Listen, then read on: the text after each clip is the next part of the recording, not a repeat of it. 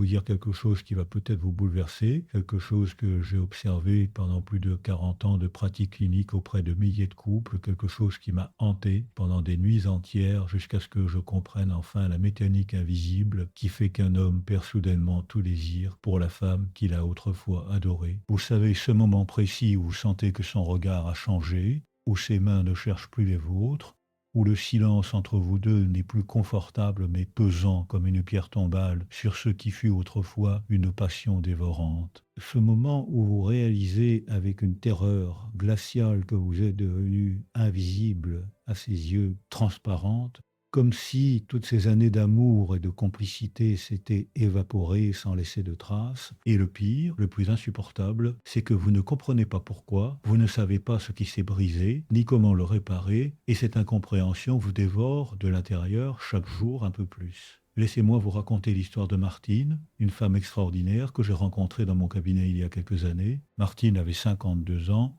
un visage lumineux malgré la tristesse qui habitait ses yeux. Et elle était venue me voir parce qu'elle ne reconnaissait plus l'homme avec qui elle avait partagé 28 ans de sa vie. Elle m'a dit, et je me souviens exactement de ces mots parce qu'ils résonnent encore dans ma mémoire, elle m'a dit, docteur Cyrulnik, mon mari me regarde comme si j'étais un meuble, quelque chose d'utile peut-être, mais certainement pas quelque chose de désirable. Nous vivons sous le même toit, nous partageons les mêmes repas, les mêmes factures, les mêmes conversations insipides sur la météo et les courses à faire, mais nous ne nous touchons plus, nous ne rions plus ensemble, et je sens qu'il s'éloigne chaque jour davantage comme un bateau qui dérive lentement vers l'horizon jusqu'à disparaître complètement. Martine pleurait en me racontant cela, et dans ses larmes je voyais la douleur de millions de femmes qui vivent exactement la même chose, qui sentent que l'homme qu'elles aiment leur échappe, sans comprendre pourquoi ni comment, inverser cette terrible dynamique. Vous voyez ce que Martine vivait, ce que vous vivez peut-être en ce moment même. Ce n'est pas un hasard, ce n'est pas simplement le passage du temps ou la routine du quotidien, c'est quelque chose de beaucoup plus profond, de beaucoup plus structurel dans la psychologie masculine, quelque chose que nos sociétés modernes ont complètement oublié ou pire, délibérément ignoré parce que cela ne correspondait pas au narratif confortable que nous aimons nous raconter sur l'amour et les relations. Pendant des décennies, on vous a menti, on vous a dit que pour garder un homme, il suffisait d'être gentil, compréhensive, disponible, d'être une bonne épouse, une bonne mère, une bonne gestionnaire du foyer. On vous a vendu cette idée que le sacrifice de soi était la voie royale vers un amour durable. Mais regardez autour de vous, regardez toutes ces femmes merveilleuses, intelligentes, dévouées, qui se retrouvent abandonnées après 20, 30 ans de mariage, remplacées parfois par des femmes plus jeunes, certes, mais pas toujours, parfois par des femmes de leur âge, qui ont simplement compris quelque chose d'essentiel que personne ne leur avait expliqué. Si vous pensez que vous pouvez continuer comme avant, si vous croyez que les choses vont s'arranger toutes seules avec le temps, si vous vous dites que votre relation traversera cette phase difficile sans que vous changiez quoi que ce soit à votre manière d'être et d'interagir avec lui, alors je dois vous dire la vérité, une vérité brutale mais nécessaire. Votre homme est probablement déjà en train de s'éloigner émotionnellement, et cet éloignement émotionnel précède toujours l'éloignement physique. Peut-être qu'il passe de plus en plus de temps au travail, peut-être qu'il s'absorbe dans des hobbies qui ne vous incluent pas, peut-être qu'il regarde son téléphone avec un petit sourire que vous ne lui voyez plus quand il vous regarde, et vous vous dites que ce n'est rien, que c'est normal, que tous les couples passent par là. Mais ce que vous ne réalisez pas encore, c'est que pendant que vous minimisez ces signaux, pendant que vous vous convainquez que tout va bien, il existe quelque part une autre femme qui, elle, connaît les secrets psychologiques dont je vais vous parler aujourd'hui, une femme qui sait exactement comment réveiller ce désir intense que vous croyez mort chez votre homme, et cette femme n'attend qu'une occasion, qu'une faille dans votre couple pour s'y engouffrer et vous prendre ce qui vous appartient. D'ailleurs, avant de continuer, je veux que vous compreniez quelque chose d'essentiel. Ce que je vais partager avec vous aujourd'hui n'est pas de la manipulation bon marché, ce ne sont pas des petits trucs psychologiques superficiels qu'on trouve dans les magazines féminins, ce sont des découvertes issues de décennies de recherche en neuropsychologie, en éthologie humaine, en traumatologie et en théorie de l'attachement. Ce sont des connaissances que j'ai accumulées en travaillant avec des milliers de couples, en observant ce qui fonctionne vraiment et ce qui ne fonctionne pas, en analysant les mécanismes profonds qui gouverne le désir masculin. Et si vous voulez avoir accès à toutes ces connaissances, si vous voulez que je continue à partager avec vous ces secrets que peu de gens connaissent vraiment, alors je vous invite à vous abonner à cette chaîne maintenant, parce que ce que vous allez découvrir dans les prochaines minutes va transformer radicalement votre compréhension des hommes et votre capacité à créer et maintenir un désir intense et durable. Revenons à ce que je vous disais, l'éloignement émotionnel n'est jamais soudain, même s'il vous semble l'être. C'est un processus graduel, insidieux, qui commence par de petites choses que vous ne remarquez même pas. Un jour, il rentre du travail et vous lui racontez votre journée avec enthousiasme, mais vous remarquez qu'il vous écoute d'une oreille distraite en regardant son téléphone. Vous vous dites que ce n'est rien, qu'il est fatigué, qu'il a eu une journée difficile, puis quelques jours plus tard, vous lui proposez de regarder un film ensemble comme vous le faisiez avant, et il vous répond qu'il préfère aller se coucher tôt. Encore une fois, vous trouvez une excuse, vous rationalisez, mais ces petits moments s'accumulent, ils créent une distance imperceptible au début, qui devient ensuite un gouffre infranchissable, et pendant tout ce temps, vous continuez à faire ce que vous avez toujours fait, à être cette femme dévouée, compréhensive, accommodante, sans réaliser que c'est précisément cette posture qui est en train de tuer son désir pour vous. Vous voulez savoir ce qui se passe réellement dans le cerveau d'un homme quand il commence à perdre son désir pour sa partenaire. Je vais vous l'expliquer avec une clarté que personne ne vous a jamais offerte auparavant. Dans le cerveau masculin, le désir n'est pas simplement une question d'attraction physique, même si c'est ce que notre culture superficielle voudrait nous faire croire. Le désir masculin est profondément lié à quelque chose que j'appelle la tension existentielle. C'est-à-dire cette sensation qu'il y a quelque chose à conquérir, quelque chose à mériter. Les hommes sont des êtres de quête, c'est inscrit dans leur biologie évolutive. Depuis des centaines de milliers d'années, leurs ancêtres devaient chasser, explorer, conquérir pour survivre et se reproduire. Cette programmation ancestrale n'a pas disparu, simplement parce que nous vivons maintenant dans des appartements confortables avec l'eau courante et Netflix. Elle est toujours là, profondément ancrée dans les structures les plus primitives de leur cerveau, et elle influence leur comportement amoureux d'une manière dont la plupart des femmes n'ont absolument aucune conscience. Quand vous devenez trop prévisible, trop disponible, trop accommodante, vous éliminez complètement cette tension existentielle dont le cerveau masculin a besoin pour maintenir le désir vivant. Vous devenez ce que les psychologues appellent un objet d'attachement sécurisant, ce qui est merveilleux pour créer de la stabilité et de la confiance, mais qui est absolument désastreux pour maintenir le désir érotique.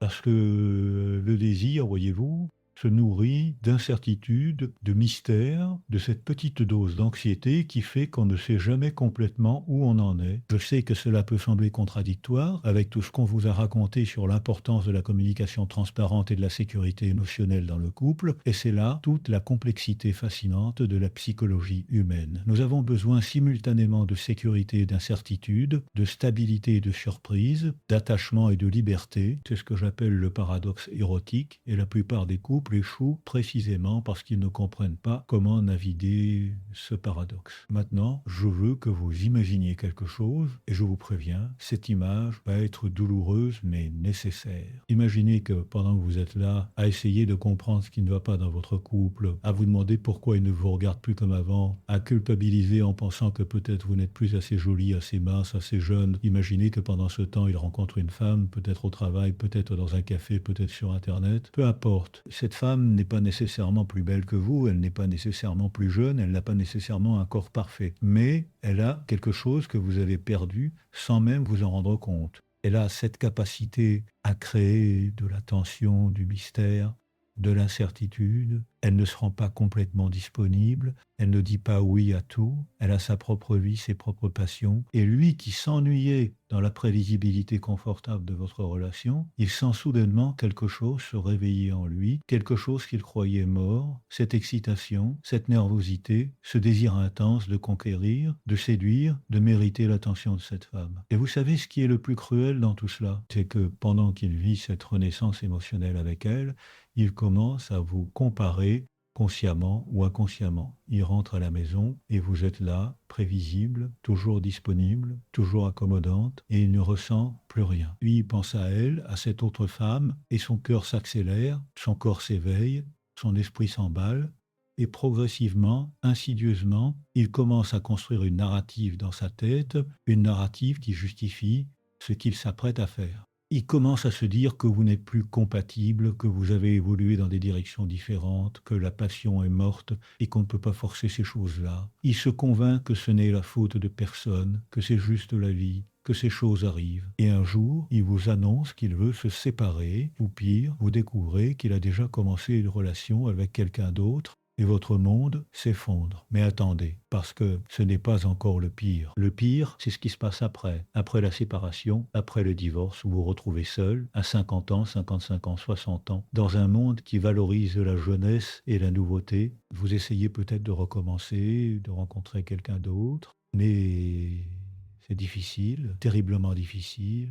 Les hommes de votre âge cherchent souvent des femmes plus jeunes et vous vous retrouvez dans une compétition déloyale que vous n'avez jamais demandée. Pendant ce temps, lui, votre ex-mari, il construit une nouvelle vie avec cette autre femme. Ils voyagent ensemble, ils rient ensemble, ils font l'amour avec une passion que vous n'avez plus connue depuis des années. Et vous, vous êtes là à regarder votre téléphone le soir en espérant un message qui ne vient jamais, à vous demander comment vous en êtes arrivé là, à regretter de ne pas avoir su, de ne pas avoir compris plus tôt ce qui était en train de se passer. Et le plus terrible, ce qui vous hantera pendant des années, c'est la conscience douloureuse que tout cela aurait pu être évité. Si seulement vous aviez su, si seulement quelqu'un vous avait expliqué ces mécanismes psychologiques profonds qui gouvernent le désir masculin, si seulement vous aviez compris que votre dévouement excessif, votre disponibilité totale, votre effacement progressif de vous-même était précisément ce qui tuait son désir, alors vous auriez pu agir différemment, vous auriez pu transformer cette dynamique destructrice avant qu'il ne soit trop tard. Mais personne ne vous l'a dit, personne ne vous a expliqué, et maintenant vous payez le prix de cette ignorance, un prix terriblement élevé qui se mesure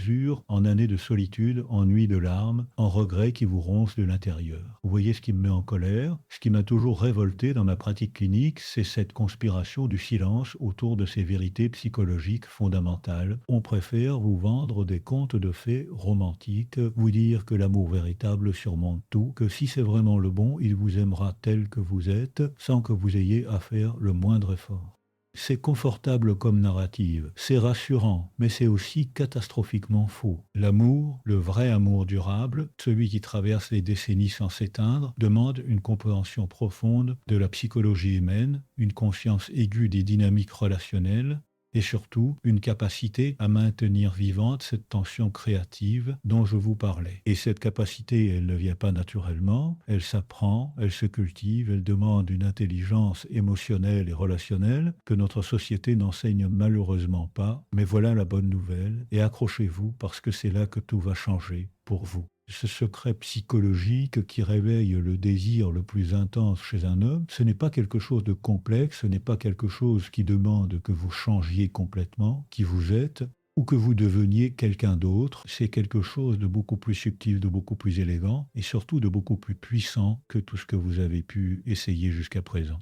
Ce secret tient en un concept que j'ai développé après des années de recherche et que j'appelle la présence paradoxale. Est-ce que la présence paradoxale, c'est cette capacité fascinante à être simultanément présente et absente, disponible et inaccessible, ouverte et mystérieuse? C'est l'art de créer un espace psychologique où l'autre sent qu'il vous a sans jamais vous posséder complètement, où il se sent sécurisé par votre amour, sans jamais le tenir pour acquis. Laissez-moi vous expliquer comment cela fonctionne concrètement dans le cerveau masculin, parce que comprendre la mécanique neuronale derrière ce phénomène va vous donner un pouvoir immense. Quand un homme rencontre une femme qui maîtrise cette présence paradoxale, plusieurs choses se passent simultanément dans son cerveau. D'abord, son système dopaminergique s'active intensément. La dopamine, vous le savez peut-être, c'est le neurotransmetteur du désir, de la motivation, de la quête. C'est ce qui nous pousse à chercher, à poursuivre, à conquérir.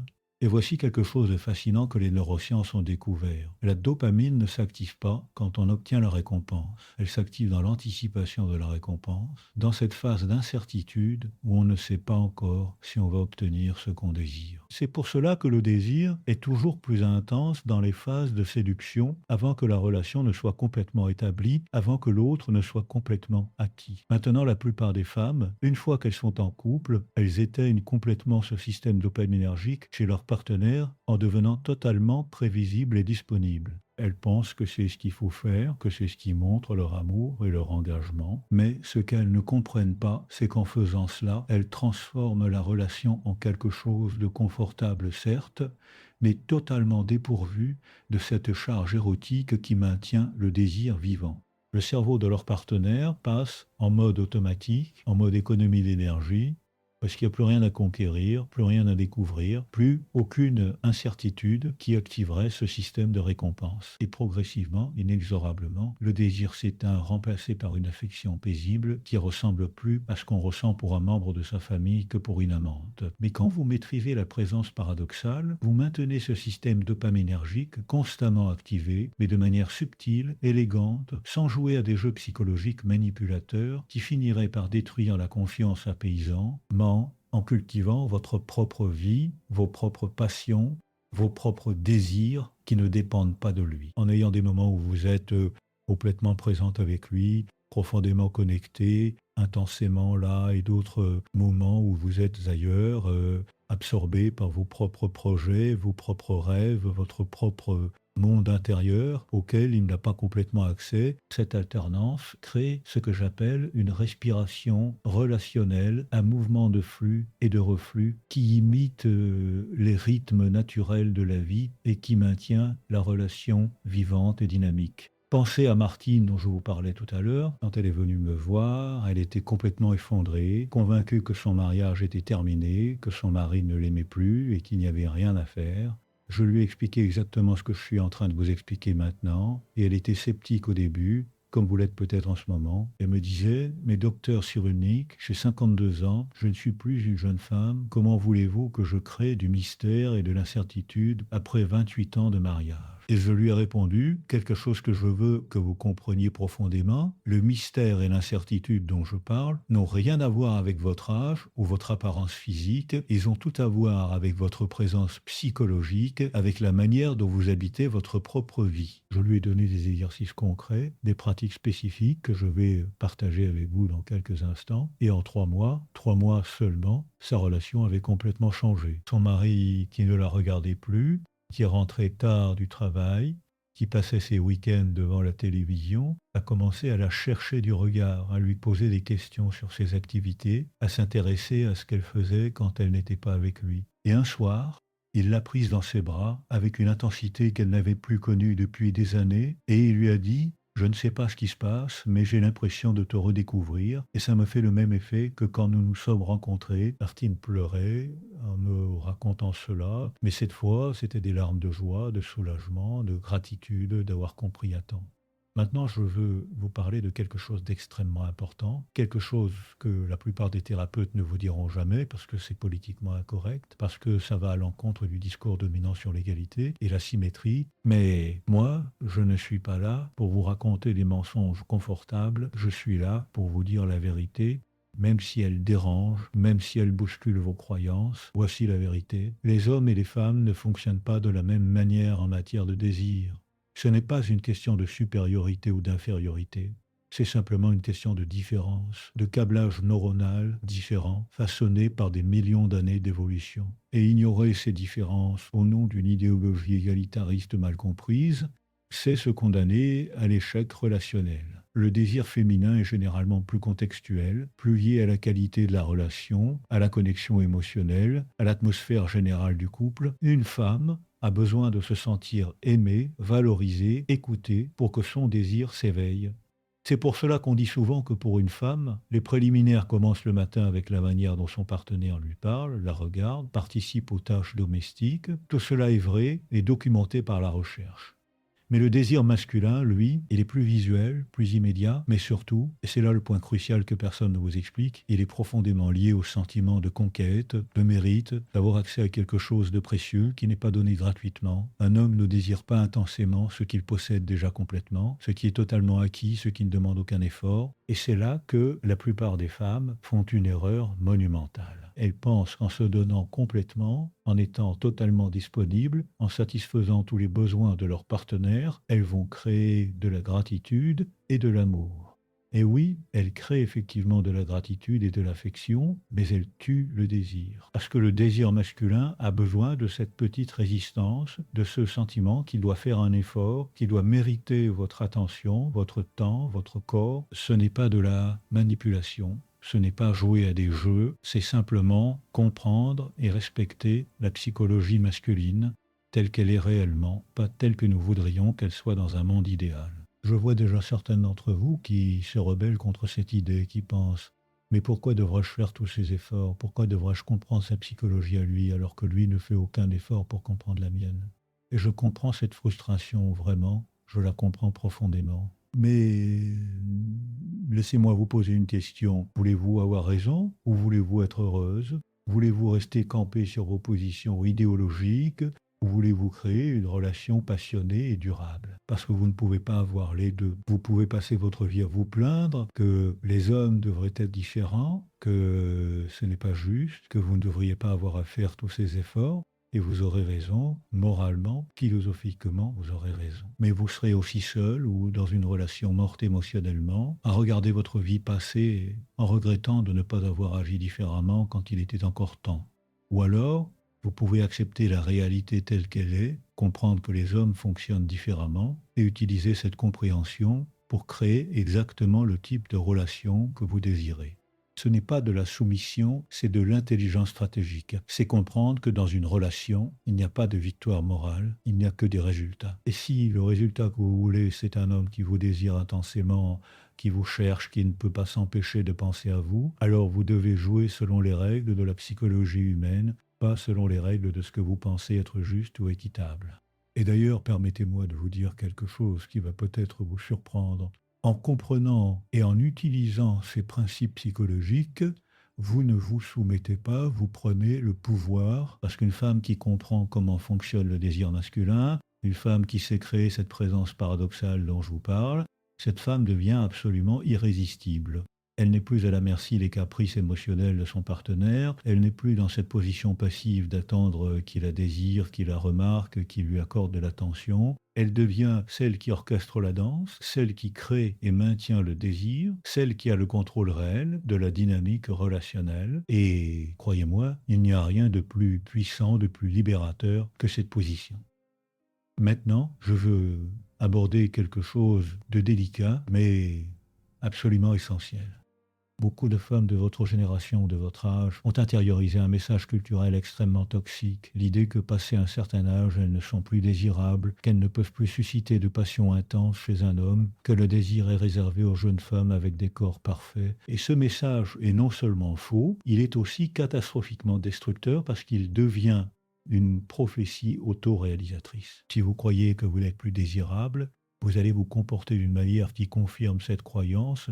Et effectivement, vous ne serez plus désiré, non pas à cause de votre âge ou de votre apparence, mais à cause de l'énergie que vous dégagez, à cause de cette résignation, de cette défaite intérieure qui transparaît dans chacun de vos gestes. Laissez-moi vous dire quelque chose avec toute la force de ma conviction. Une femme de 50 ans, de 55 ans, de 60 ans, qui habite pleinement sa vie, qui a des passions, des projets, des rêves, qui dégage cette énergie vitale, cette présence, cette confiance en elle-même, cette femme est infiniment plus désirable qu'une jeune femme de 25 ans qui n'a rien à dire. Le vrai désir, le désir profond et durable, ne se nourrit pas de la perfection physique, il se nourrit de la vitalité, de la présence, du mystère, de la complexité d'une personne qui a vécu, qui a des histoires à raconter, qui a une richesse intérieure. Et vous savez quoi? Les hommes le savent, même s'ils ne le formulent pas toujours consciemment. Un homme peut être attiré visuellement par une jeune femme, c'est vrai, c'est biologique, c'est câblé dans son cerveau reptilien,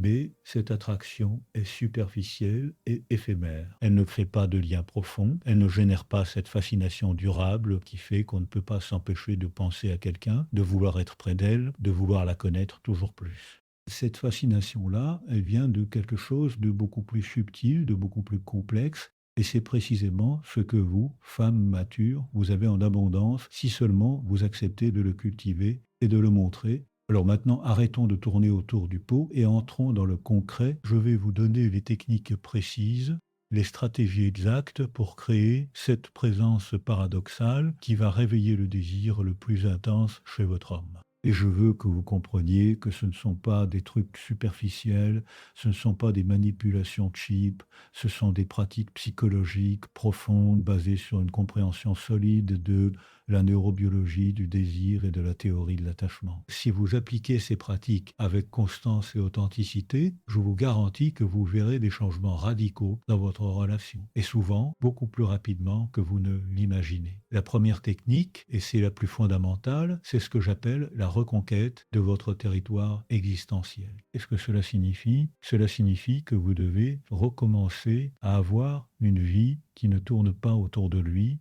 une vie qui vous appartient en propre, avec vos propres centres d'intérêt, vos propres passions, vos propres projets. Je sais ce que vous pensez, mais docteur Cyrulnik, j'ai déjà une vie, j'ai mon travail, mes amis, mes activités. Oui, peut-être, mais la question n'est pas seulement d'avoir des activités, c'est d'avoir des activités qui vous passionnent réellement, qui vous font vibrer, qui vous donnent cette énergie vitale que les autres peuvent sentir quand ils sont près de vous. Trop de femmes vivent leur vie en mode automatique, en faisant les choses qu'elles sont censées faire, en cochant les cases de ce qu'on attend d'elles, mais sans jamais se demander qu'est-ce qui me fait vraiment vibrer, qu'est-ce qui me donne envie de me lever le matin, qu'est-ce qui me fait sentir vivante. Et cette absence de passion personnelle, cette vie en pilote automatique, elle se voit, elle se sent, elle crée une énergie plate, terne, qui n'attire personne, et certainement pas un homme qui cherche inconsciemment quelque chose qui va le sortir de sa propre routine. Alors voici ce que je veux que vous fassiez. Prenez un moment, vraiment, un moment de silence et de réflexion. Et demandez-vous, si je n'avais aucune contrainte, aucune obligation, aucune peur du jugement, qu'est-ce que je ferais de ma vie? Qu'est-ce qui me passionne vraiment? Et une fois que vous avez identifié cela, commencez à l'intégrer dans votre vie, même à petite dose, même si ce n'est qu'une heure par semaine au début. Peut-être que c'est la peinture, peut-être que c'est la danse, peut-être que c'est l'écriture, peut-être que c'est apprendre une nouvelle langue, voyager, faire du bénévolat pour une cause qui vous tient à cœur, peu importe. Ce qui compte, c'est que ce soit quelque chose qui vous appartient, quelque chose qui vous fait sentir vivante, quelque chose qui crée en vous cette énergie, cette vibration que les autres peuvent percevoir. Et quand vous commencez à faire cela, quand vous commencez à réinvestir votre propre vie avec passion et engagement, quelque chose de magique se produit. Vous devenez intéressante, pas intéressante au sens où vous avez des choses à raconter pour meubler la conversation, mais intéressante au sens profond où vous dégagez une énergie, une présence, un mystère qui attire naturellement les autres vers vous. Et votre homme, qui vous voyez comme un meuble familier, comme quelque chose d'acquis et de prévisible, il va se demander, mais qu'est-ce qui se passe avec elle? Pourquoi elle a cet éclat dans les yeux que je ne lui voyais plus? Où va-t-elle quand elle sort le mercredi soir? Est-ce qu'il a fait sourire comme ça quand elle regarde son téléphone? Et cette curiosité, cette petite pointe d'incertitude, elle va réactiver son système dopaminergique. Elle va rallumer en lui ce désir de vous connaître, de vous comprendre, de vous conquérir à nouveau, parce que soudainement, vous n'êtes plus complètement acquise, vous n'êtes plus totalement prévisible, vous avez un territoire intérieur auquel il n'a pas complètement accès, et cela crée cette tension psychologique. La deuxième technique, qui est intimement liée à la première, c'est ce que j'appelle la gestion stratégique de votre disponibilité. Attention, je ne vous dis pas de jouer à des jeux stupides du genre ne pas répondre à ces messages pendant 3 jours pour le faire languir. Ce genre de manipulation adolescente ne fonctionne pas avec des adultes matures et détruit la confiance. Ce dont je parle, c'est quelque chose de beaucoup plus subtil et authentique. C'est le fait de ne pas être toujours disponible parce que vous avez réellement d'autres choses importantes dans votre vie, pas parce que vous faites semblant pour le manipuler. Vous voyez la différence? Dans un cas, c'est de la manipulation, c'est faux, c'est calculé et ça se sent. Dans l'autre cas, c'est authentique, vous êtes réellement occupé avec des choses qui comptent pour vous et donc, naturellement, vous n'êtes pas toujours disponible pour lui. Et cette indisponibilité authentique, elle crée un effet complètement différent de la manipulation. Elle lui dit, j'ai ma propre vie, j'ai mes propres priorités, je t'aime et t'es important pour moi, mais tu n'es pas le centre de mon univers, tu n'es pas la seule source de mon bonheur et de mon épanouissement. Et paradoxalement, ce message, au lieu de le repousser, au lieu de le faire se sentir négligé, il va l'attirer encore plus vers vous. Pourquoi? Parce que les êtres humains, et particulièrement les hommes, valorisent valorise ce qui est rare, ce qui n'est pas complètement disponible, ce qui demande un effort pour être obtenu. C'est un principe psychologique fondamental qui s'applique à tous les domaines de la vie. Nous désirons ce que nous ne pouvons pas avoir complètement et nous nous désintéressons de ce qui est trop facilement accessible. C'est pour cela que les gens font la queue pendant des heures pour entrer dans un restaurant exclusif alors qu'il y a des restaurants vides juste à côté. Ce n'est pas rationnel, c'est psychologique. La rareté crée de la valeur. La disponibilité totale détruit le désir. Alors concrètement, qu'est-ce que cela signifie? Cela signifie que si lui vous propose de faire quelque chose un soir et que vous avez déjà prévu autre chose qui est important pour vous, vous ne changez pas vos plans automatiquement pour être disponible pour lui. Vous lui dites avec douceur mais fermeté, j'adorerais, mais j'ai déjà quelque chose de prévu ce soir-là, on peut se voir le lendemain. Cela signifie que vous ne passez pas toutes vos soirées, tous vos week-ends avec lui, que vous avez vos propres activités, vos propres sorties avec vos amis, vos propres moments de solitude dont vous avez besoin. Cela signifie que vous ne répondez pas immédiatement à tous ces messages parce que vous êtes absorbé par ce que vous êtes en train de faire et que vous ne vivez pas avec votre téléphone à la main en attendant qu'il vous contacte. Et je veux insister sur ce point parce qu'il est crucial. Tout cela doit être authentique. Si vous faites semblant d'être occupé, alors qu'en réalité vous êtes chez vous à attendre son message, ça ne fonctionnera pas. Votre homme le sentira, consciemment ou inconsciemment, et il percevra la manipulation. La seule manière pour que cette technique fonctionne, c'est qu'elle soit le reflet d'une réalité. Vous devez réellement avoir une vie riche et passionnante qui ne dépend pas de lui. Et c'est pour cela que la première technique, la reconquête de votre territoire existentiel, est si importante. Elle crée les conditions pour que la deuxième technique soit authentique. La troisième technique, et celle-ci est particulièrement puissante, c'est ce que j'appelle la création de moments de présence intense. Vous voyez, il y a un paradoxe apparent dans ce que je vous dis. D'un côté, je vous dis de ne pas être toujours disponible, de cultiver votre propre vie, de créer de la distance et du mystère. Et de l'autre côté, je vais maintenant vous dire l'importance d'être parfois complètement présente, totalement là, intensément connecté. Comment ces deux choses peuvent-elles coexister? C'est précisément là toute la magie de la présence paradoxale.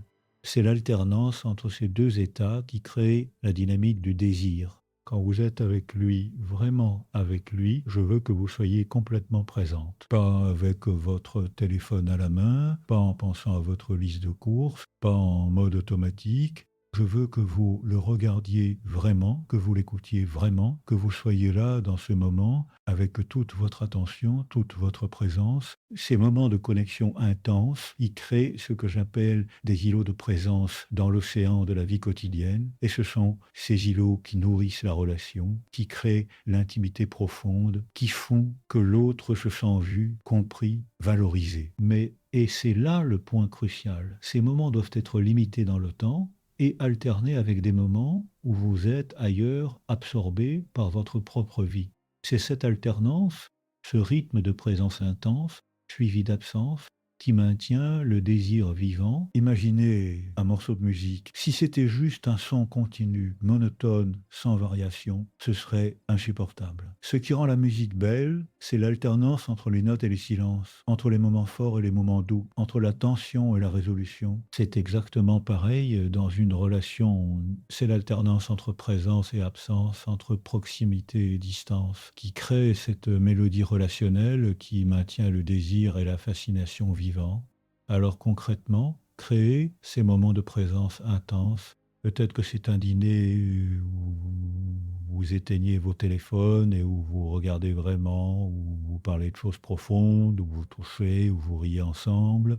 Peut-être que c'est une balade où vous marchez main dans la main en silence, simplement connecté par la présence physique. Peut-être que c'est un moment d'intimité sexuelle où vous êtes complètement là, complètement présent dans votre corps et dans les sensations, sans penser à demain ou à hier. Ces moments, ils ont une puissance incroyable, ils créent des souvenirs émotionnels forts qui nourrissent la relation. Mais ils doivent être suivis de moments où vous vous retirez dans votre propre monde, vous n'êtes plus disponible, où il ne peut plus vous atteindre parce que vous êtes absorbé par vos propres activités. La quatrième technique, et celle-ci va peut-être vous surprendre, c'est ce que j'appelle la réactivation de votre propre désir. Vous voyez, on parle beaucoup de comment réveiller son désir à lui, mais on oublie souvent quelque chose de fondamental, le désir est contagieux. Si vous-même n'avez plus de désir, si vous-même êtes éteinte sexuellement, si vous voyez l'intimité physique comme une corvée ou une obligation, alors peu importe ce que vous faites, vous ne pourrez pas réveiller un désir authentique chez lui. Parce que le désir, le vrai désir, ne peut pas être unilatéral, il doit circuler entre les deux partenaires comme un courant électrique. Alors je veux que vous fassiez quelque chose qui va peut-être vous sembler étrange au début. Je veux que vous reconnectiez avec votre propre corps, avec votre propre sensualité, avec votre propre désir, indépendamment de lui. Beaucoup de femmes de votre âge ont complètement coupé le contact avec leur corps érotique. Elles le voient comme quelque chose qui a vieilli, qui n'est plus désirable, qui ne mérite plus d'attention. Et cette déconnexion, elle se voit, elle se sent, elle crée une énergie morte qui repousse le désir au lieu de l'attirer. Je veux que vous commenciez à prendre soin de votre corps, non pas pour lui plaire à lui, non pas pour correspondre à des standards de beauté impossibles, mais pour vous, pour votre propre plaisir, pour reconnecter avec cette partie de vous-même que vous avez peut-être négligée. Peut-être que c'est prendre des bains parfumés, où vous prenez le temps de toucher votre peau, de sentir votre corps. Peut-être que c'est vous acheter de la belle lingerie, non pas pour la lui montrer, mais pour vous sentir belle et désirable pour vous-même. Peut-être que c'est danser seul dans votre salon sur une musique que vous aimez, sentir votre corps bouger, se mouvoir, être vivant.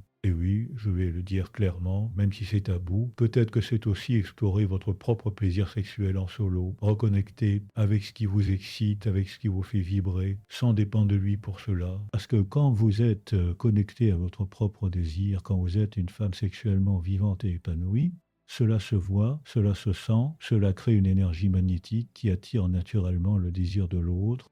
Un homme sent qu'insciemment quand une femme est sexuellement vivante, et cela l'excite profondément, cela réveille en lui ce désir primitif de connexion érotique. La cinquième technique, nous entrons maintenant dans des territoires psychologiques encore plus subtils, c'est ce que j'appelle la maîtrise de la communication paradoxale. Dans toute relation de longue durée, la communication devient souvent trop directe, trop explicite, trop prévisible.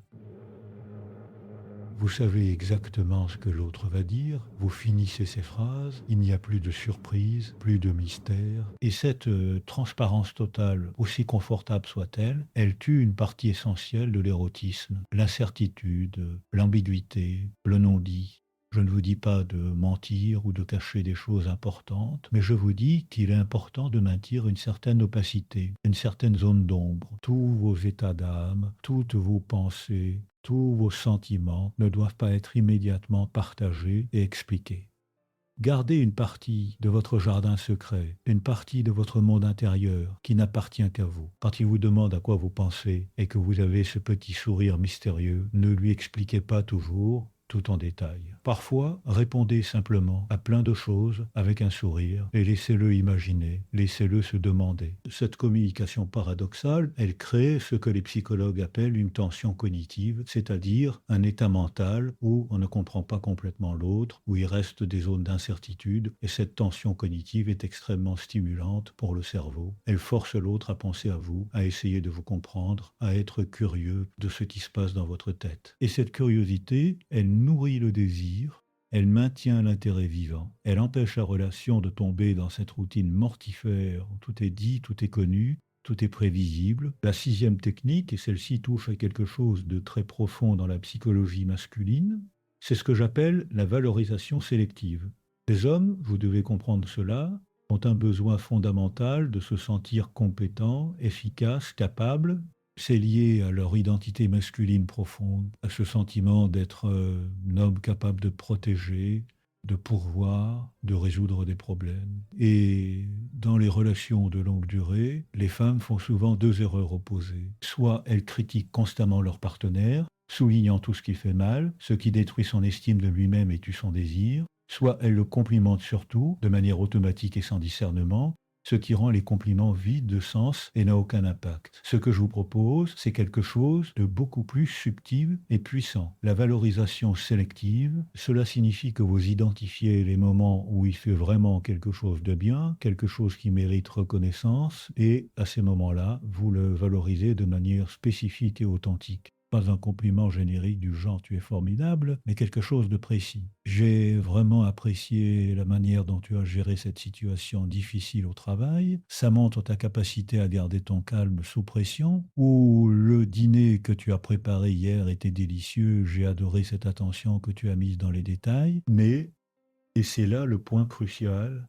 Vous gardez vos compliments pour les moments où ils sont vraiment mérités et du coup, ils ont un poids, une valeur réelle. Et inconsciemment, votre homme va commencer à chercher votre approbation, à vouloir faire des choses qui vont mériter votre reconnaissance, parce que cette reconnaissance, précisément parce qu'elle n'est pas automatique, a une valeur immense pour lui. Et ce désir de mériter votre approbation, il crée une dynamique où il fait des efforts pour vous, où il cherche à vous impressionner, où il vous voit comme quelqu'un de précieux dont l'opinion compte. La septième technique, et nous entrons maintenant dans des dimensions encore plus profondes de la psychologie relationnelle, c'est ce que j'appelle la gestion des émotions paradoxales. Dans une relation mature, il est normal et sain d'avoir parfois des émotions négatives, de la frustration, de la colère, de la déception. Le problème, c'est que beaucoup de femmes gèrent ces émotions de manière qui détruit le désir. Soit ils les répriment complètement, jouant le rôle de la femme toujours souriante et accommodante, ce qui crée une fausseté que l'autre sent inconsciemment. Soit ils les expriment de manière explosive et non contrôlée, avec des crises émotionnelles qui créent du drame et de l'instabilité. Ce que je vous propose, c'est une troisième voie. Exprimez vos émotions négatives de manière claire, directe,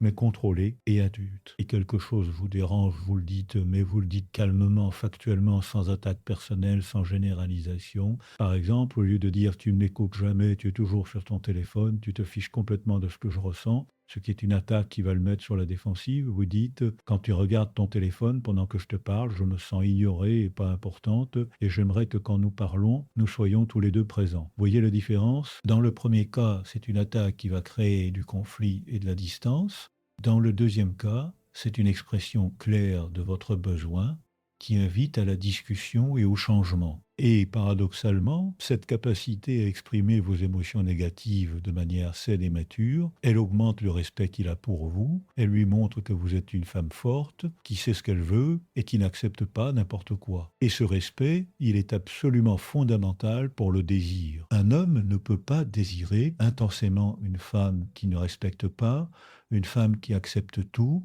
qui ne pose jamais de limites, qui s'efface constamment. La huitième technique, et celle-ci est particulièrement importante pour les femmes de votre génération, qui ont souvent été élevées dans l'idée que leur valeur dépendait de leur capacité à prendre soin des autres, c'est ce que j'appelle la pratique de l'égoïsme sacré. Je sais que le mot égoïsme a une connotation très négative dans notre culture, mais je veux que vous compreniez que je ne parle pas d'égoïsme destructeur, celui qui consiste à ne penser qu'à soi au détriment des autres. Je parle d'égoïsme sacré, c'est-à-dire cette capacité à mettre vos propres besoins, vos propres désirs, votre propre bien-être au centre de vos priorités, pas de manière exclusive, mais de manière équilibrée, avec les besoins des autres, pour leur mari, pour leurs enfants, pour leurs parents, pour leur travail, pour tout le monde sauf elle-même. Et elle pense que c'est noble, que c'est ce qu'une bonne femme doit faire. Mais ce sacrifice constant, il a un prix terrible. Il vous vide de votre énergie vitale, il vous transforme en une version épuisée et amère de vous-même, et surtout il détruit complètement votre attractivité, parce qu'une femme qui ne prend pas soin d'elle-même, qui ne se valorise pas elle-même, comment peut-elle attendre que les autres la valorisent et la désirent? Alors je veux que vous commenciez à pratiquer cet égoïsme sacré. Cela signifie que vous prenez du temps pour vous, régulièrement sans culpabilité. Cela signifie que vous dépensez de l'argent pour des choses qui vous font plaisir à vous, pas seulement pour les autres. Cela signifie que vous dites non quand quelque chose ne vous convient pas, même si cela déçoit l'autre. Cela signifie que vous mettez votre propre bien-être, votre propre santé, votre propre épanouissement au même niveau d'importance que celui des autres, pas au-dessus, mais au même niveau. Et vous savez ce qui est fascinant? Quand vous commencez à faire cela, quand vous commencez à vous traiter vous-même comme quelqu'un de précieux et d'important, les autres commencent à vous traiter de la même manière. Votre homme qui vous prenait peut-être pour acquise, qui pensait que vous seriez toujours là, vous occuper de tout, il va réaliser que vous avez votre propre vie, vos propres besoins, et que vous n'êtes pas juste une extension de lui ou de la famille. Et cette réalisation, elle va changer radicalement la manière dont il vous perçoit, elle va vous redonner cette dimension de personne à part entière, avec sa propre valeur, sa propre importance, et cela va naturellement réveiller son désir pour vous. La neuvième technique, et nous entrons maintenant dans des aspects très spécifiques de la dynamique érotique, c'est ce que j'appelle la réintroduction de la surprise et de la nouveauté. Le cerveau humain est câblé pour répondre à la nouveauté, c'est un mécanisme de survie qui nous a permis d'évoluer. Nous devons être attentifs à ce qui est nouveau, parce que cela pourrait être une menace ou une opportunité. Et ce mécanisme s'applique aussi au désir. Nous sommes naturellement attirés par ce qui est nouveau, différent, inattendu. C'est pour cela que le début d'une relation est si excitant, tout est nouveau, chaque découverte de l'autre est une surprise. Chaque moment ensemble est une aventure. Mais avec le temps, inévitablement, la nouveauté disparaît, tout devient familier, prévisible, et le cerveau passe en mode automatique, il n'est plus stimulé, il ne libère plus ses neurotransmetteurs du désir et de l'excitation. Ce n'est pas en faisant des choses spectaculaires ou artificielles, ce n'est pas en vous déguisant en infirmière sexy, si ce n'est pas dans votre nature, ce genre de choses sonne faux et ne fonctionne pas vraiment. La vraie nouveauté vient de petits changements subtils mais constants dans votre manière d'être, dans votre apparence, dans vos comportements. Peut-être que c'est changer votre coiffure, pas radicalement, mais suffisamment pour que ce soit remarqué. Peut-être que c'est porter un parfum différent, peut-être que c'est vous habiller d'une manière légèrement différente de d'habitude, peut-être que c'est proposer une activité que vous n'avez jamais faite ensemble, peut-être que c'est l'emmener dans un endroit où vous n'êtes jamais allé, peut-être que c'est, dans l'intimité, initier quelque chose de légèrement différent de votre routine habituelle, un geste, une parole, une position différente. La dixième technique, celle-ci est absolument cruciale mais souvent négligée, c'est ce que j'appelle la cultivation de votre propre mystère. Le mystère, dans une relation, ce n'est pas avoir des secrets sombres ou cacher des choses importantes, c'est simplement maintenir une certaine opacité, une certaine zone d'inconnu qui fait que l'autre ne vous comprend jamais complètement, ne vous connaît jamais totalement. D'abord, en ne racontant pas absolument tout de votre passé, de vos expériences, de vos pensées.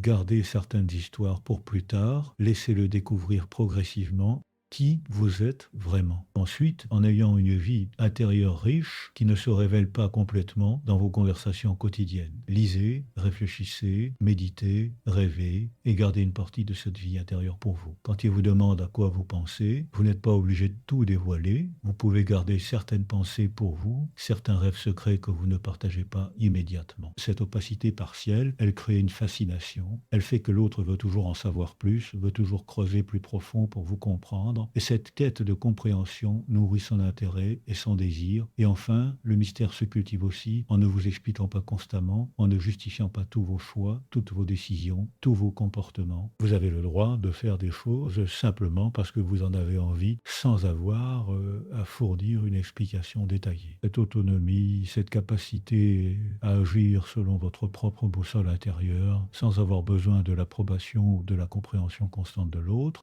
elle crée du respect, de l'attraction, parce qu'elle montre que vous êtes une personne à part entière, avec votre propre logique interne, vos propres raisons, et que vous n'avez pas besoin de sa validation pour exister. Maintenant, je veux m'arrêter un moment et vous parler de quelque chose d'extrêmement important, quelque chose qui pourrait faire la différence entre le succès et l'échec de tout ce que je vous enseigne. Toutes ces techniques que je viens de vous expliquer, elles ne fonctionneront que si elles viennent d'un lieu d'authenticité, d'un lieu de force intérieure, pas d'un lieu de manipulation ou de désespoir. Si vous appliquez ces techniques parce que vous êtes désespéré, parce que vous avez peur de le perdre, parce que vous pensez que sans lui vous n'êtes rien, alors ça ne marchera pas, parce que cette énergie de désespoir, elle se sent, elle se voit et elle repousse au lieu d'attirer. Les techniques ne fonctionnent que si vous les appliquez depuis une position de force, depuis une position où vous savez que vous êtes précieuse, que vous êtes désirable, que vous méritez d'être aimé et désiré, et que si lui ne le voit pas, alors tant pis pour lui, vous trouverez quelqu'un qui le verra. C'est cette attitude, cette énergie de confiance en soi et de valeur personnelle qui rend tout le reste efficace. Parce que c'est cette énergie qui est réellement attractive, pas les techniques en elles-mêmes. Les techniques ne sont que des outils pour exprimer et manifester cette énergie intérieure de valeur et de confiance. Alors avant même d'appliquer ces techniques, je veux que vous travailliez sur votre estime de vous-même, sur votre sentiment de valeur personnelle, et je sais que c'est plus facile à dire qu'à faire, surtout si vous avez passé des années dans une relation où vous vous sentiez invisible, pas désiré, pas valorisé, mais c'est absolument essentiel. Commencez par faire une liste de toutes vos qualités, de tout ce qui fait de vous une personne extraordinaire, unique, précieuse. Et je ne parle pas seulement de qualités relationnelles comme être gentil ou attentionné, je parle de vos talents, de vos accomplissements, de votre intelligence, de votre humour, de votre résilience, de tout ce qui fait que vous êtes vous. Entourez-vous de personnes qui vous valorisent, qui voient votre valeur, qui vous reflètent une image positive de vous-même. Évitez les personnes toxiques qui vous rabaissent, qui vous critiquent constamment, qui vous font sentir insuffisante. Prenez soin de votre corps, non pas pour correspondre à des standards extérieurs, mais parce que votre corps est votre maison, votre temple, et il mérite d'être traité avec respect et amour. Faites de l'exercice, non pas pour perdre du poids, mais pour sentir votre force, votre vitalité. Nourrissez votre esprit avec des choses qui vous inspirent, qui vous élèvent, qui vous font grandir. Lisez des livres qui ouvrent votre perspective, regardez des films qui touchent votre âme, écoutez de la musique qui fait vibrer votre cœur. Cultivez votre jardin intérieur avec autant de soin que vous cultiveriez un jardin extérieur, parce que c'est de ce jardin intérieur que vient votre beauté réelle, votre attractivité profonde, cette lumière intérieure que les autres perçoivent et qui les attire vers vous. Et maintenant, je veux vous parler de quelque chose qui va peut-être vous choquer, mais que je considère absolument essentiel. Vous devez être prête à partir.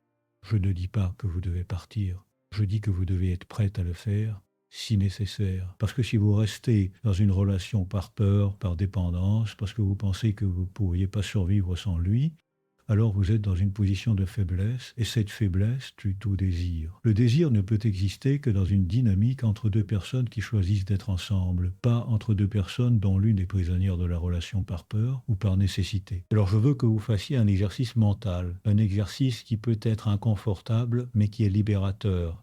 Imaginez que vous vous séparez. Imaginez votre vie après la séparation. Où vivriez-vous? Comment géreriez-vous financièrement? Comment occuperiez-vous votre temps? Qui seraient vos amis, votre réseau de soutien? Et surtout, comment vous sentiriez-vous? Seriez-vous dévasté au point de ne plus pouvoir fonctionner? Ou seriez-vous triste, certes, mais capable de reconstruire, de recommencer, de créer et recommencer? De créer, recommencer. Si la réponse est que vous seriez complètement dévasté, incapable de fonctionner, alors vous avez un problème de dépendance émotionnelle qui va au-delà de la dynamique du désir. Et vous devez travailler sur cela, peut-être avec l'aide d'un thérapeute. Mais si la réponse est que vous seriez triste mais capable de continuer, de reconstruire, alors vous avez déjà cette force intérieure qui est la base de tout le reste. Et paradoxalement, c'est quand vous savez que vous pourriez partir, que vous pourriez survivre et même prospérer sans lui, c'est à ce moment-là que vous devenez vraiment attractif, vraiment désirable, parce que vous n'êtes plus dans le besoin, vous êtes dans le choix. Maintenant, je veux aborder un aspect très spécifique mais extrêmement important de la dynamique du désir. Beaucoup de femmes de votre âge ont complètement abandonné cet aspect de leur relation, soit parce qu'elles pensent que le sexe n'est plus important à leur âge, soit parce qu'elles ont intériorisé le message culturel que les femmes matures ne sont pas des êtres sexuels. Et c'est une erreur catastrophique parce que la connexion sexuelle est absolument fondamentale pour maintenir le désir et l'intimité dans un couple à tout âge. Mais attention, je ne vous dis pas que vous devez avoir des rapports sexuels par obligation, par devoir conjugal, en vous forçant alors que vous n'en avez pas envie. Ce genre de sexualité mécanique et sans désir est pire que pas de sexualité du tout parce qu'elle crée du ressentiment et tue toute possibilité de connexion authentique. Ce que je vous dis, c'est que vous devez reconnecter avec votre propre désir sexuel, avec votre propre érotisme, et ensuite exprimer cet érotisme dans votre relation, et pour cela, vous devez comprendre quelque chose de fondamental sur la sexualité féminine, quelque chose que notre culture hyper sexualisée, mais profondément ignorante, ne comprend pas. Le désir sexuel féminin ne fonctionne généralement pas comme le désir masculin. Pour la plupart des hommes, le désir est spontané, il vient de nulle part, il est déclenché par un stimulus visuel ou une pensée et il demande satisfaction. Pour la plupart des femmes, surtout après la ménopause, le désir est réactif, c'est-à-dire qu'il ne vient pas spontanément, il émerge en réponse à une stimulation, à un contexte, à une atmosphère. Cela signifie que vous ne devez pas attendre de ressentir du désir spontané avant d'initier ou d'accepter une connexion sexuelle. Vous devez créer les conditions pour que le désir émerge, prendre le temps de vous préparer mentalement et physiquement, créer une atmosphère qui vous met dans un état d'esprit érotique, peut-être prendre un bain, mettre de la belle lingerie, écouter de la musique sensuelle, lire quelque chose d'érotique, tout ce qui peut commencer à éveiller votre corps et votre esprit à la possibilité du plaisir. Et ensuite, quand vous êtes avec lui dans l'intimité, soyez présente, vraiment présente dans votre corps et dans les sensations. Ne pensez pas à votre liste de courses. Ne vous inquiétez pas de savoir si votre ventre est plat ou si vos seins sont fermes. Ne vous comparez pas à des images de femmes plus jeunes. Soyez simplement là, dans votre corps, sentant les sensations, le toucher, la chaleur, le plaisir. Cette présence, cette connexion à votre propre corps érotique, elle est incroyablement attractive pour votre partenaire. Elle crée une énergie sexuelle qui est contagieuse et qui réveille son propre désir. Et n'ayez pas peur d'exprimer ce que vous aimez, ce que vous voulez, ce qui vous donne du plaisir. Trop de femmes restent passives sexuellement, attendant que l'homme prenne toutes les initiatives, fasse tous les choix. Mais cette passivité, elle est ennuyeuse, elle transforme la sexualité en quelque chose de mécanique et prévisible. Soyez active, initiée, suggérez, guidez sa main vers ce qui vous fait plaisir. Dites-lui ce que vous aimez, cette expression active de votre sexualité. Elle est extrêmement excitante pour un homme. Elle lui montre que vous êtes une femme sexuellement vivante et engagée, pas juste un corps passif qui accepte ses avances. Maintenant, je veux vous parler d'un obstacle majeur que beaucoup de femmes rencontrent quand elles essayent d'appliquer ces techniques, la résistance de leur partenaire. Parce que quand vous commencez à changer, quand vous commencez à être moins disponible, à avoir votre propre vie, à poser des limites, à exprimer vos besoins, votre partenaire va peut-être résister. Il va peut-être se plaindre que vous avez changé, que vous n'êtes plus la même, que vous êtes devenue égoïste ou distante. Et face à ces plaintes, beaucoup de femmes paniquent et retournent à leurs anciens comportements, annulant ainsi tous les progrès qu'elles avaient faits. Vous devez comprendre que cette résistance est normale et même, dans un sens, c'est un bon signe. Cela signifie que votre changement a été remarqué, qu'il a créé un impact, qu'il a perturbé l'équilibre confortable mais mort de votre relation. Et cette perturbation, aussi inconfortable soit-elle à court terme, est nécessaire pour créer un nouvel équilibre plus sain et plus vivant. Alors quand il résiste, quand il se plaint, ne cédez pas, ne revenez pas en arrière. Restez ferme dans votre nouvelle manière d'être. Expliquez calmement que vous avez besoin de ces changements pour votre propre bien-être, que vous l'aimez, mais que vous avez aussi besoin de prendre soin de vous-même. Et soyez patiente, donnez-lui le temps de s'adapter à cette nouvelle dynamique. Au début, il va peut-être bouder, se retirer, vous punir émotionnellement pour avoir osé changer. Et si vous restez ferme, si vous ne cédez pas à ces manipulations émotionnelles, si vous continuez à vivre votre vie avec cette nouvelle énergie et cette nouvelle présence, il va progressivement s'adapter. Et vous allez commencer à avoir des changements dans son comportement. Il va commencer à faire plus d'efforts, à chercher votre attention, à vouloir passer du temps avec vous, à s'intéresser à ce que vous faites, parce que vous êtes redevenue intéressante, vous êtes redevenu quelqu'un qui doit mériter, pas quelqu'un qui possède déjà complètement. Parfois, malgré tous vos efforts, malgré tous les changements que vous opérez en vous-même, la relation est trop abîmée, trop morte, ou votre partenaire est trop fermé, trop rigide, trop enfermé dans ses propres problèmes pour être capable de répondre à vos changements. Et dans ces cas-là, vous devez avoir le courage de reconnaître que peut-être cette relation n'est plus viable, que peut-être il est temps de partir, non pas par échec, mais par respect pour vous-même et pour votre droit à une vie épanouie et passionnée. Et c'est là que revient cette idée dont je vous parlais tout à l'heure. Parce que si vous n'êtes pas prête à partir, si vous restez coûte que coûte dans une relation morte par peur de la solitude ou par dépendance financière ou émotionnelle, alors vous vous condamnez à une vie de frustration et de regret. Mais si vous êtes prête à partir, si vous savez que vous pourriez reconstruire une vie belle et riche sans lui, alors paradoxalement, vous avez plus de chances de sauver la relation.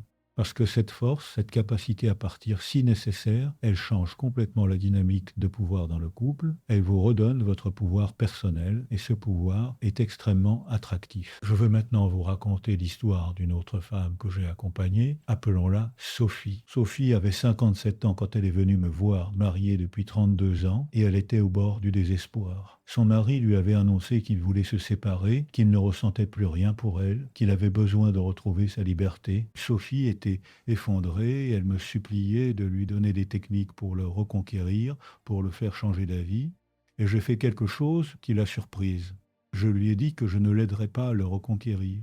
Je l'aiderais à se reconquérir elle-même. Pendant 6 mois, nous avons travaillé ensemble, non pas sur sa relation, mais sur elle, sur sa propre vie, ses propres désirs, ses propres rêves, qu'elle avait complètement abandonnés pendant ses 32 ans de mariage et de maternité. Elle a recommencé à peindre, une passion qu'elle avait abandonnée depuis des décennies. Elle a rejoint un club de randonnée. Elle a commencé à voyager seule, elle a cultivé de nouvelles amitiés, et progressivement, je voyais cette femme se transformer sous mes yeux, retrouver une lumière, une énergie, une joie de vivre qu'elle avait perdue. Et vous savez ce qui s'est passé? Son mari, qui avait déménagé dans un appartement séparé, qui était convaincu qu'il voulait divorcer, a commencé à la regarder différemment. Il voyait ses publications sur les réseaux sociaux, les photos de voyage, ses peintures. Il entendait parler d'elle par des amis communs qui disaient à quel point elle était rayonnante.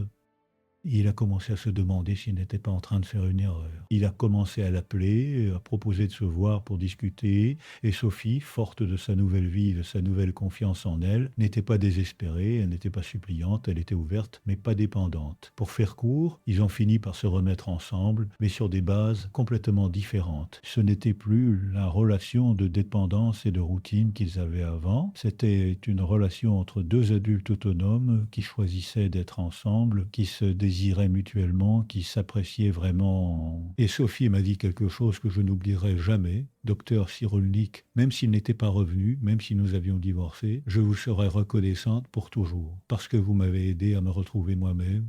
Et c'est le plus beau cadeau que quelqu'un m'ait jamais fait. C'est cette attitude, cette transformation que je veux pour vous. Je veux que vous compreniez que tout ce travail que je vous demande de faire, tous ces changements, toutes ces techniques, ce n'est pas vraiment pour lui, c'est pour vous. Ce est le plus grand acte d'amour que vous puissiez vous offrir. Le secret psychologique qui réveille son désir le plus intense, ce n'est donc pas une formule magique à appliquer sur lui. C'est une flamme à rallumer en vous. Quand vous devenez la protagoniste de votre propre vie, quand votre bonheur ne dépend plus de son regard ou de son approbation, vous devenez magnétique. Non pas parce que vous jouez un jeu, mais parce que vous êtes authentiquement, irrésistiblement vivante. Le désir ne naît pas de la nécessité, il naît de l'admiration, du mystère, de la contemplation d'un être complet et vibrant. Devenez cet être. Alors, quelle est la première étape pour vous? Quel est ce petit rêve, cette passion que vous avez mise de côté par habitude, par fatigue ou par sacrifice? Est-ce un cours de poterie, un voyage que vous avez toujours voulu faire? Reprendre contact avec de vieilles amies, peu importe la taille de la première marche, l'important est de la monter. Commencez petit, mais commencez aujourd'hui. Faites-le pour vous. Et observez, sans attente, mais avec curiosité, comment le monde, et peut-être lui, se met à vous regarder différemment. Si cette réflexion a résonné en vous, si vous vous sentez prête à entamer ce voyage de reconquête de vous-même, faites-le moi savoir dans les commentaires. Partagez cette vidéo avec une amie qui pourrait en avoir besoin, car ce message est universel. Et bien sûr, n'oubliez pas de vous abonner pour ne pas manquer nos prochains contenus, où nous continuerons d'explorer ensemble les clés d'une vie amoureuse et personnelle pleinement épanouie. Prenez soin de vous, c'est là que tout commence. À très bientôt.